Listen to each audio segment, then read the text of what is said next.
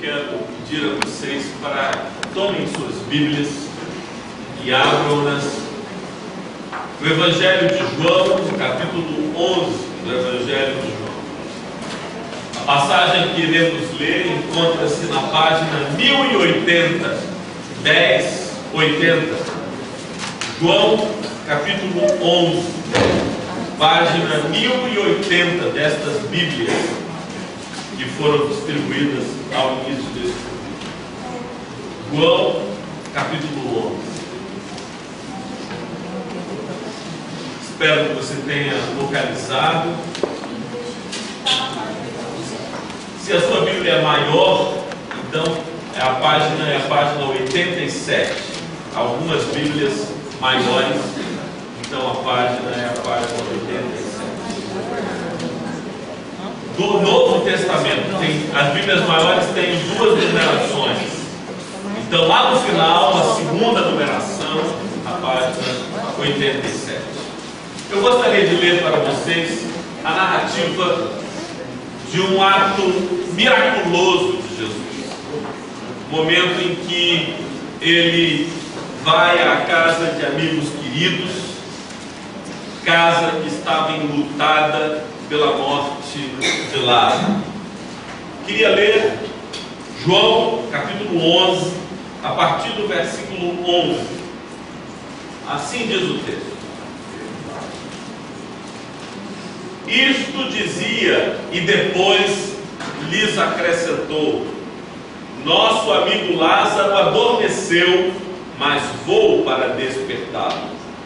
Disseram-lhe, pois, os discípulos, versículo 12: Senhor, se dorme, estará salvo. Jesus, porém, falava com respeito à morte de Lázaro, mas eles supunham que tivesse falado a respeito do sono. Então Jesus lhes disse claramente: Lázaro morreu, e por vossa causa me alegro de que lá não estivesse, para que possais crer, mas vamos ter com ele. Então Tomé, chamado Dídimo, disse aos condiscípulos: vamos também nós para morrermos com ele? Chegando Jesus, encontrou Lázaro já sepultado havia 4 dias. Ora, Betânia estava a cerca de 15 estádios perto de Jerusalém. Muitos dentre os judeus tinham vindo ter com Marta e Maria para as consolar a respeito de seu irmão. Marta, quando soube que vinha Jesus, saiu ao seu encontro. Maria, porém, ficou sentada em casa. Disse, pois, Marta a Jesus: Senhor, se estiveras aqui, não teria morrido meu irmão. Mas também sei que mesmo agora, tudo quanto pedires a Deus, Deus te concederá. Declarou-lhe Jesus: teu irmão há de ressurgir. Eu sei, replicou Marta, que ele há de ressurgir na ressurreição, no último dia. Disse-lhe Jesus: eu sou a ressurreição e a vida. Quem crê em mim, ainda que morra, viverá. E todo o que vive e crê em mim, não morrerá eternamente. Creis isto? Sim, Senhor, respondeu ela. Eu tenho crido que tu és o Cristo, o Filho de Deus que devia vir ao mundo. Tendo dito isto, retirou-se e chamou Maria, sua irmã, e lhe disse em particular: o mestre chegou e te chama. Ela, ouvindo isto, levantou-se depressa e foi ter com ele. Pois Jesus ainda não tinha entrado na aldeia, mas permanecia onde Marta se avistara com ele. Os judeus que estavam com Maria em casa e a consolavam, vendo-a levantar-se depressa e sair, seguiram-na, supondo que ela ia ao túmulo para chorar. Quando Maria chegou ao lugar onde estava Jesus, ao vê-lo, lançou-se-lhe aos pés, dizendo: Senhor, se estiveras aqui, meu irmão não teria morrido. Jesus, vendo-a chorar, e bem assim os judeus que a acompanhavam, agitou-se no espírito e comoveu-se. E perguntou: onde o sepultastes? Eles lhes responderam: Senhor, vem e vê. Versículo 35. Jesus chorou. Então disseram os judeus: vede quanto o amava. Mas alguns objetaram: Não podia ele, que abriu os olhos ao cego, fazer que este não morresse? Jesus, agitando-se novamente em si mesmo, encaminhou-se para o túmulo. Era este uma gruta, a cuja entrada tinham posto uma pedra. Então ordenou Jesus: tirai a pedra. Disse-lhe Marta, irmã do morto: Senhor, já cheira mal, porque já é de 4 dias. Respondeu-lhe Jesus: não te disse eu que, se creis, verás a glória de Deus? Tiraram então a pedra, e Jesus, levantando os olhos para o céu, disse: Pai, graças te dou porque me ouviste. Aliás, eu sabia que sempre me ouves, mas assim falei por causa da multidão presente, para que creiam que tu me enviaste. E tendo dito isto, clamou em alta voz: Lázaro, vem para fora. Saiu aquele que estivera morto, tendo os pés e as mãos ligados com ataduras, e o rosto envolto num lenço. Então lhes ordenou Jesus: desatai-o e deixai-o ir. Muitos, pois, dentre os judeus que tinham vindo visitar Maria, vendo o que fizera Jesus, creram nele. Outros, porém, foram ter com os fariseus e lhes contaram dos feitos que Jesus realizara. Esta narrativa é uma passagem que relata um dos muitos feitos miraculosos atribuídos a Jesus de Nazaré. Esse é um texto que fala sobre amizade, sobre amor, sobre morte, sobre sono, sobre o poder restaurador de Cristo. Este é um texto rico em muitos sentidos, mas eu gostaria de me ater a este versículo mínimo, este versículo que diz apenas que diante da multidão, contemplando a agitação, a tristeza, a perplexidade, a angústia da multidão, ele chora. E quando veem que Jesus está chorando, então os que assistiam àquela cena dizem em seu íntimo: não poderia ele, que há tantos milagres realizou, também impedir que este morresse? Novamente Jesus se agita dentro do seu coração. Queria lembrar a vocês um livro escrito por um autor norte-americano, já há muitos anos, em 1940. Trata-se de Ernest Hemingway. Ele escreveu um livro cujo título é Por Quem os Sinos Dobram. Em 1943, Hollywood gravou um filme baseado na obra de Hemingway. A obra de Hemingway conta que numa determinada cidade do leste europeu, as tropas nazifascistas se confrontam com tropas soviéticas e há uma terrível luta, uma luta brutal. Hemingway conhece bem o caráter sangrento e a crueldade que soldados podem perpetrar contra outros soldados. Ele mesmo, Hemingway, serviu como voluntário na Guerra Civil Espanhola. Conhecia bem aquele conflito e a brutalidade dos homens.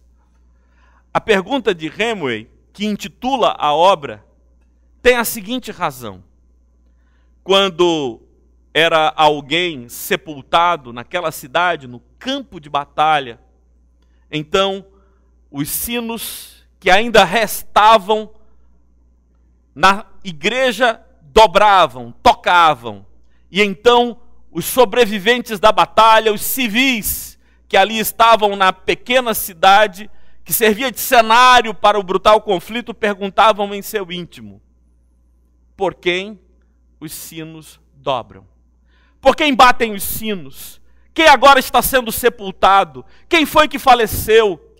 Quem já não está entre nós? Quem foi vítima das atrocidades que agora estão sendo realizadas em nossa querida cidade? A arte de Hemingway é especial, porque ao longo da narrativa ele demonstra que os sinos não dobram por quem morreu, mas por aqueles que continuam assistindo ao espetáculo de horror que é a guerra. O texto também nos mostra sinos dobrando. É Jesus chorando. E a pergunta é: por quem Jesus chora? Por quem ele derrama lágrimas? Por quem se aflige seu coração?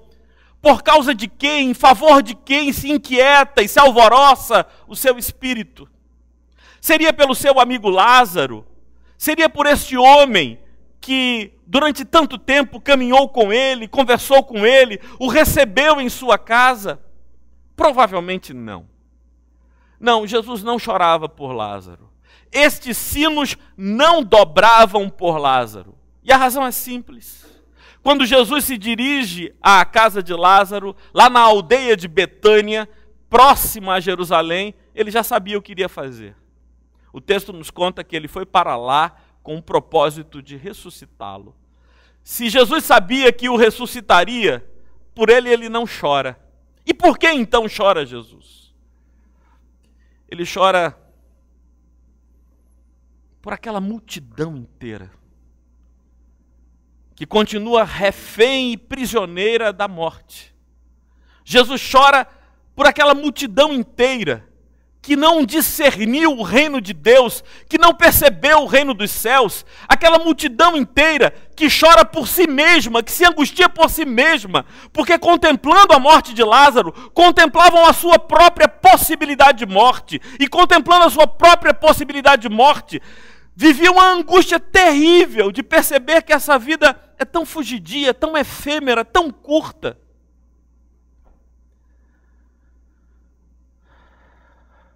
Por quem você chorou segunda-feira? Por quem você chorou terça-feira? Por quem dobraram os sinos?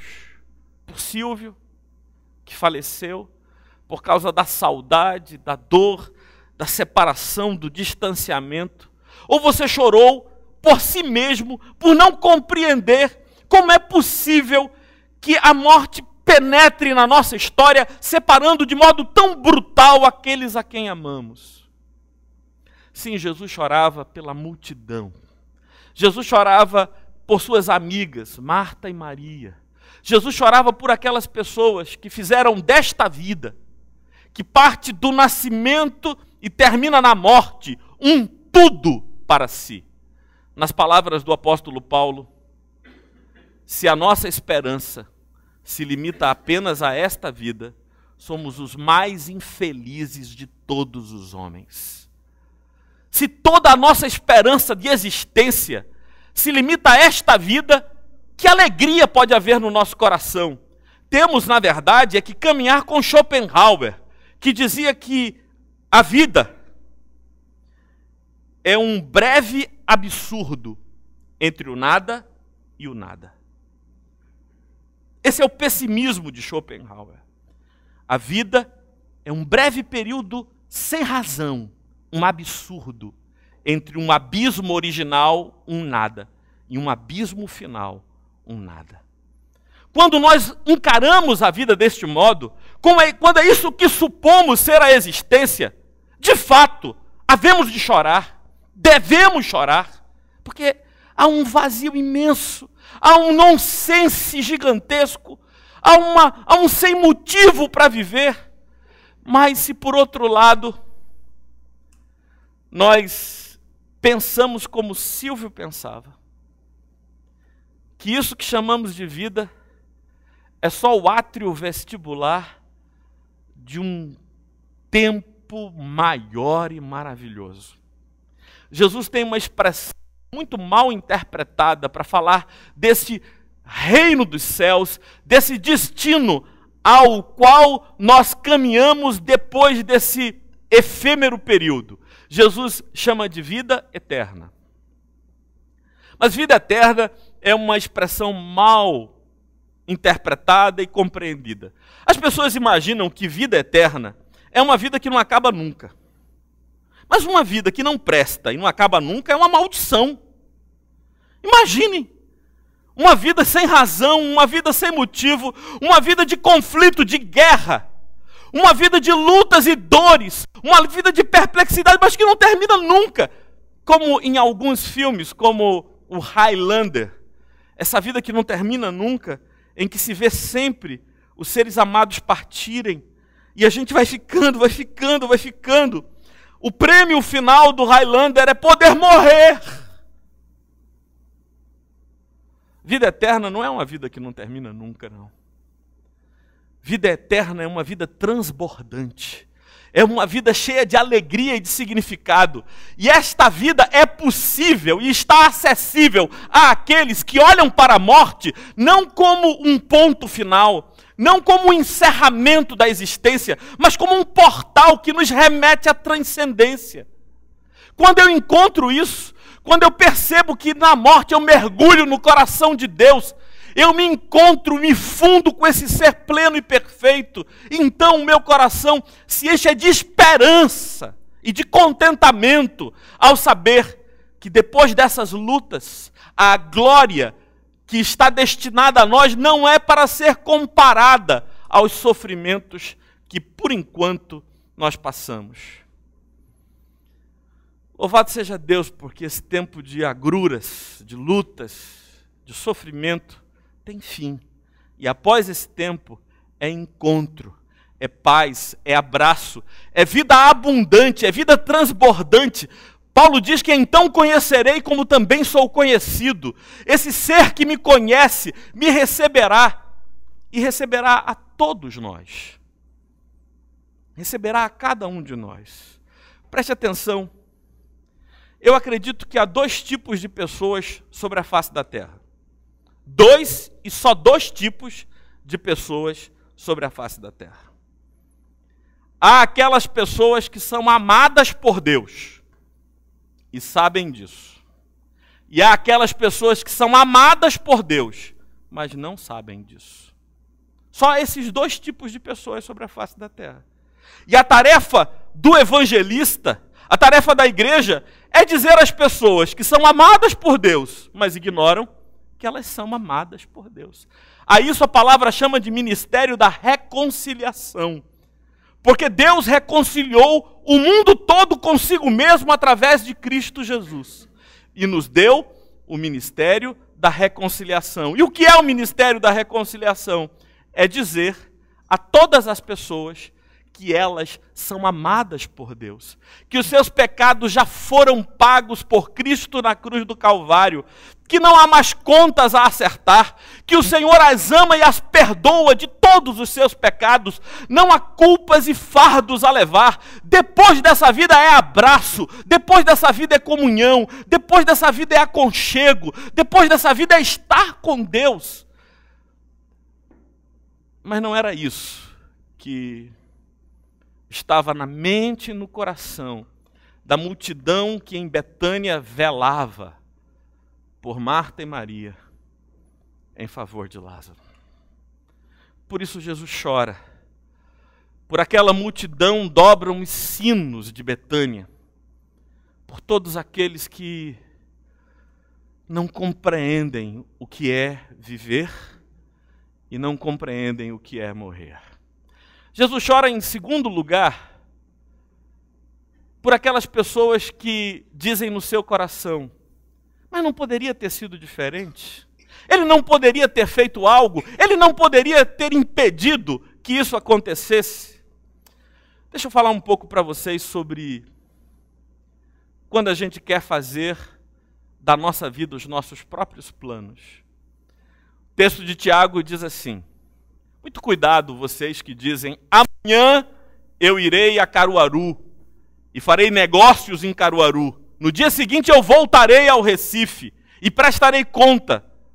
Muito cuidado você que dá afirmações e certezas, que empresta garantias aos outros, porque você não tem controle sobre sua própria vida. Porque a nossa vida é assim, cercada das incertezas dessa própria existência. Mas devemos dizer: se Deus quiser, tanto iremos, quanto faremos negócio. Se Deus quiser, tanto voltaremos, como prestaremos conta. É sempre se Deus quiser.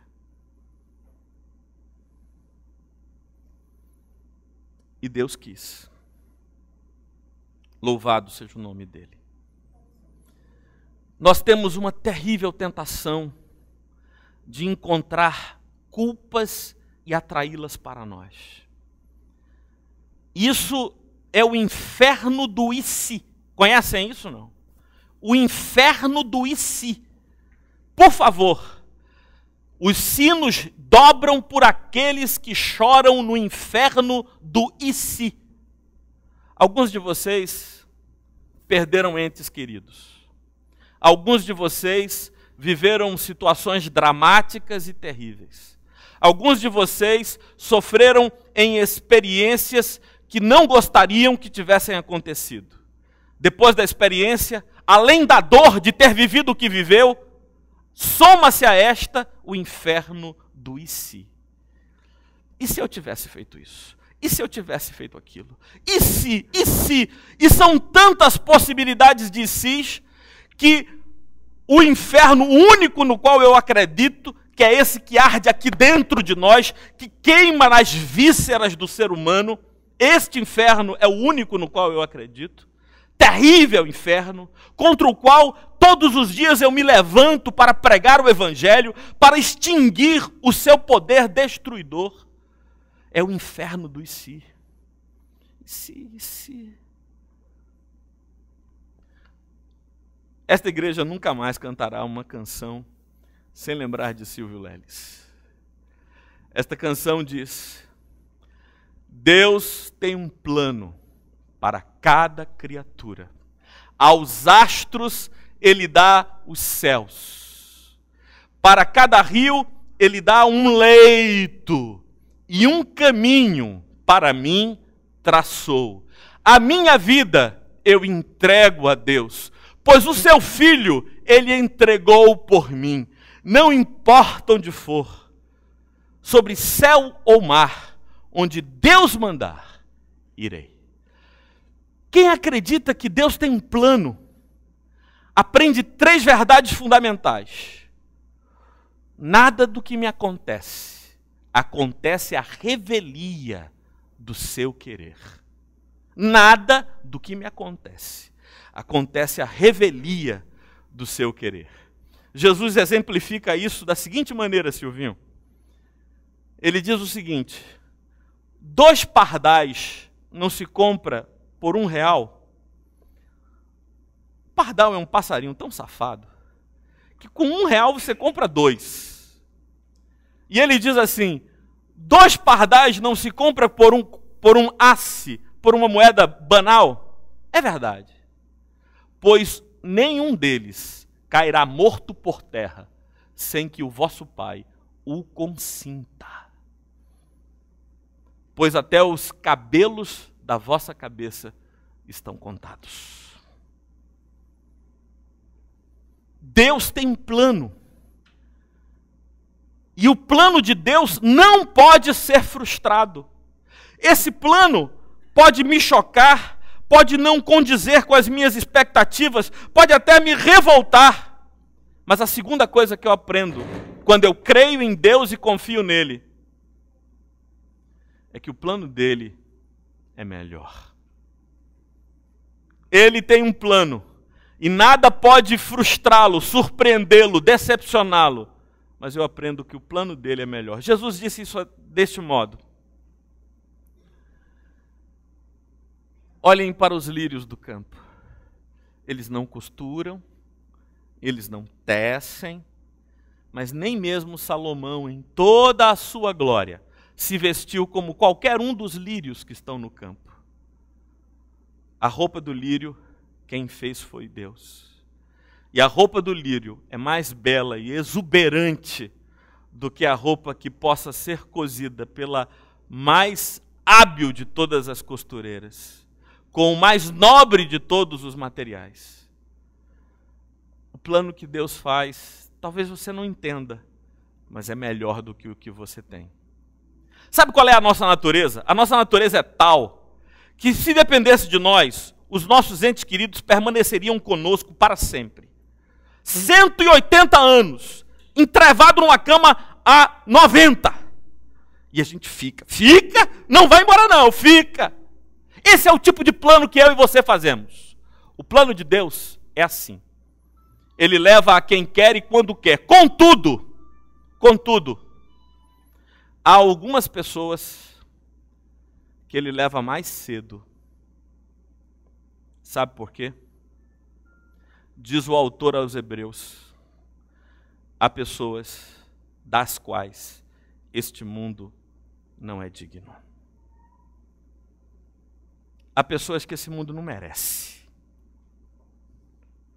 Aí Deus deixa pouco tempo aqui, porque esse mundo não merece.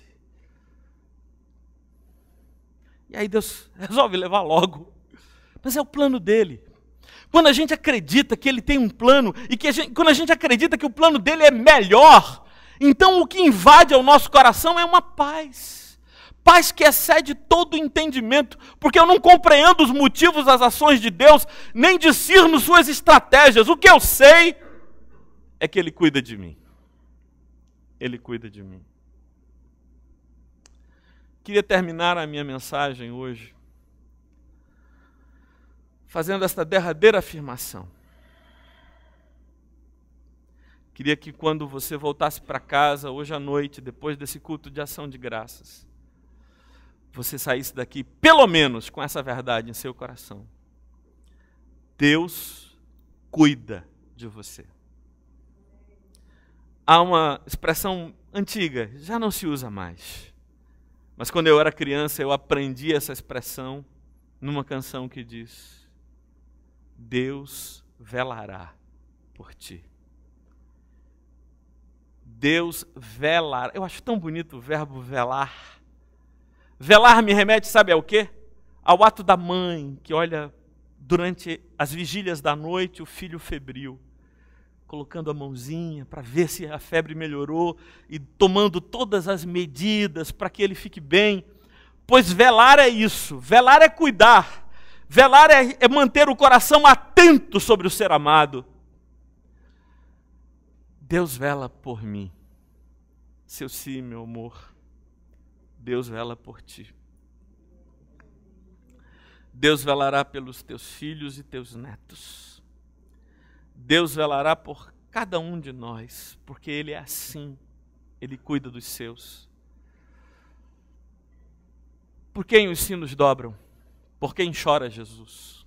Chora por mim, chora por você, que ainda não compreendeu que a morte não é uma derrota, mas a morte é o portal que nos dá acesso ao prêmio da soberana vocação.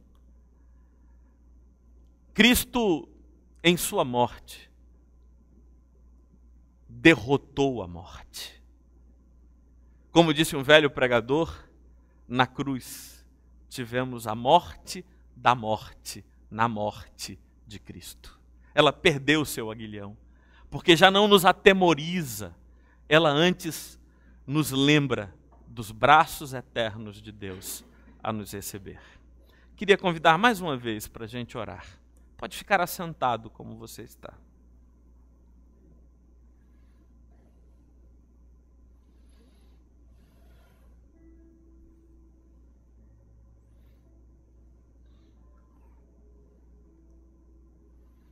Eu sempre achei que deveria me considerar o maior de todos os pecadores.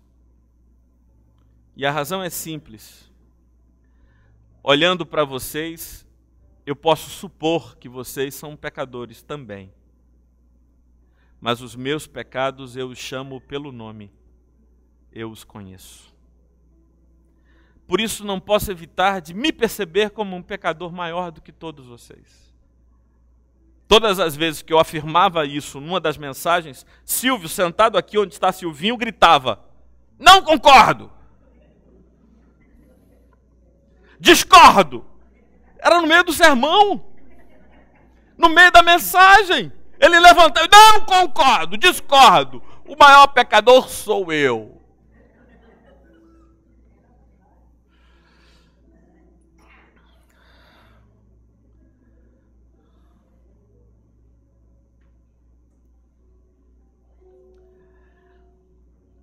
Deus mostra seu grande amor para conosco pelo fato de ter Cristo morrido na cruz, sendo nós pecadores. Ele não morreu por justos, por puros, por santos. Ele não morreu apenas por Madre Teresa de Calcutá. Ele morreu por mim, por Silvio, por cada um de vocês. Morreu para que nós não temêssemos a morte. Morreu para que, através da sua cruz, o acesso à vida eterna nos fosse aberto. Hoje, há dois caminhos que se abrem diante de nós. Um é o caminho da ansiedade. O outro é o caminho da fé. Já notaram como a fé e a ansiedade são parecidas? Notaram ou não? Vou mostrar a vocês a semelhança entre a ansiedade e a fé. A ansiedade é a capacidade que nós temos de sofrer agora dores que pode ser que aconteçam amanhã, mas a gente já vai sofrendo agora. Isso é ansiedade, não é? Nossa capacidade de sofrer hoje dores que pode ser que nos venham amanhã, mas a gente vai sofrendo desde já. E o que é que isso tem a ver com fé? Fé é a capacidade de festejar agora uma vitória que só vai me acontecer amanhã. Fé é a capacidade de ver agora realidades que só se constituirão como tal amanhã.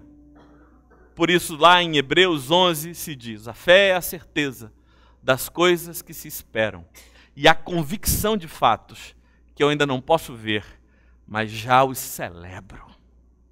Pois hoje à noite celebramos a vida de Silvio e celebramos o dia do nosso reencontro, o dia do nosso abraço de novo, no dia em que os dois maiores pecadores do mundo se abraçarão. Vamos orar.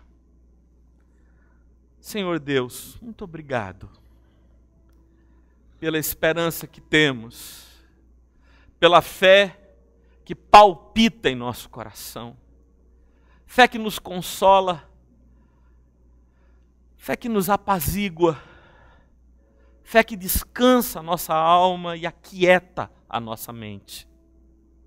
Ó Senhor Deus, apieda-te de nós, porque por nós teu filho chora, por nós dobram os sinos, por nós, os vivos, os do tempo da calamidade. Ó Senhor, sê gracioso conosco e derrama sobre nós a visita do Teu Espírito. Amém.